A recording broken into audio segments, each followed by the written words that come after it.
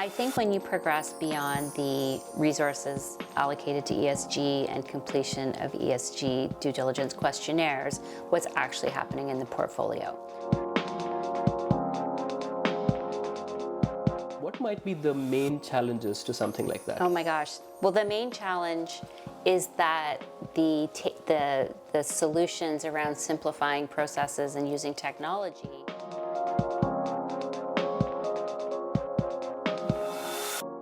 Shaz, you are out there talking to asset owners, talking to GPs. I would love to know what are the use cases and the pain points that they're solving for.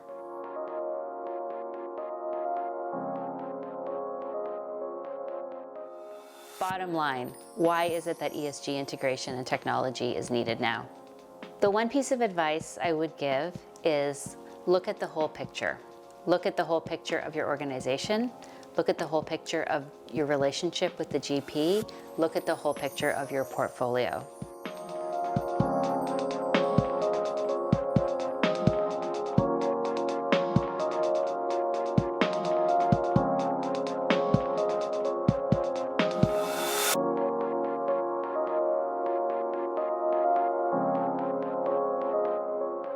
I feel like ESG is almost an existential issue today. You cannot do business without considering it.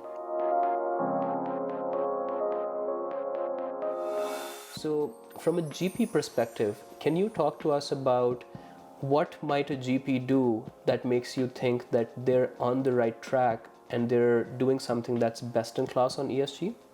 I think we've hopefully moved past the point where we just have policies, ESG policies in place, and we're actually moving to data and focus areas that really are going to move the needle on ESG metrics. But where I have seen this, I probably would have heard more to industry efforts around a real desire for consistency, focus on metrics that move the needle, and using those data points to then encourage more best practices in other GPs and other asset owners. So I think frameworks and consistency is something that I would point to the most as to what a lesson learned is. It's if everyone does something different, that's not going to get us anywhere.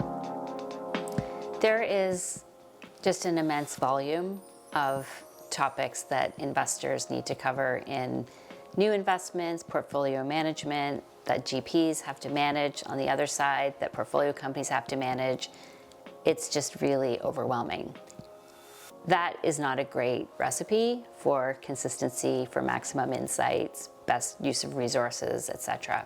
And so I would say anything that will aid investors to focus on the most relevant points for their investment management and portfolio monitoring, anything that will help drive better returns and better risk and opportunity insights that can be automated or consistently applied. I think we have too many questions, too many things that we're putting in other people's court. So I think we have to apply a bit of judgment and use technology to actually focus on things that are measurable, that can be tracked over time, and start to use that as more of an input into decision making and monitoring so that everything is not so manual. We speak with general partners. They're drowning in due diligence questionnaires. Well, the main challenge is that the solutions around simplifying processes and using technology is viewed as a standalone effort away from the actual role of investing, making money, having great outcomes. We go back to the ESG strategy. We have to know why we're asking for this data, what it will do for the returns, what it will do for the asset owner. The way we've been doing things for years and the thousands of pages of due diligence questionnaires, I think there's a better way.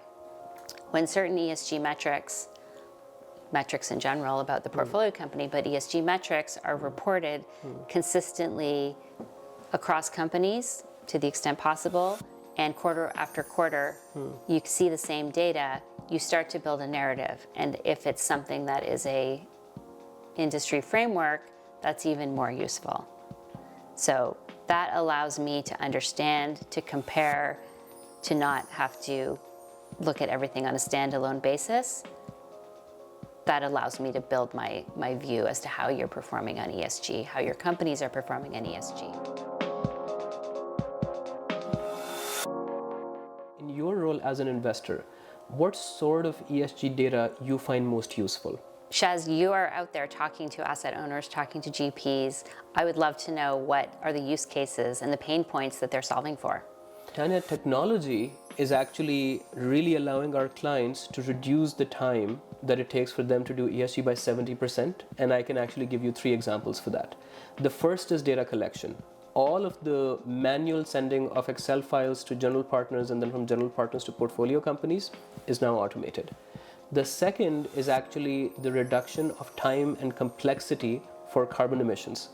All of the things that you used to be able to do for hiring consultants or actually going out and using another platform for carbon emissions, if there can be centralized in a platform that your investor provides you, that really limits the amount of errors and validation problems that you might have in the future. And then thirdly, when you have technology that's coming in, that's trickling down from investors, and the investors have a strategy, and that strategy has been converted into metrics that are available to you for data submission in one platform, what that allows you to do is seamlessly integrate that information from your own databases. The moment that is manual, there are so many people that are basically looking at information from one place and putting it in a different place. So technology can basically help bring all of the data inputs and outputs together in one place. Bottom line, why is it that ESG integration and technology is needed now? 2 words, Tanya: data integrity. What we're seeing is that in the absence of technology, there is a higher chance for manual errors and typographical mistakes to be made. The problem that we see now is that just like financial data needs to be assured, similarly, regulations are coming in North America and are already in place in Europe, where anything that we do related to ESG with financial institutions, it has to go through audit firms. If that's not happening through technology, just the spread of data and how that data is coming in from multiple sources, the costs associated with and the fines associated with inaccurate reporting is going to make quite a compelling case for technology integration. The one piece of advice I would give is look at the whole picture. Look at the whole picture of your organization. Look at the whole picture of your relationship with the GP. Look at the whole picture of your portfolio. And what does good look like? And start there instead of incrementally tackling it in bite-sized pieces, which is not sustainable. That would be my advice.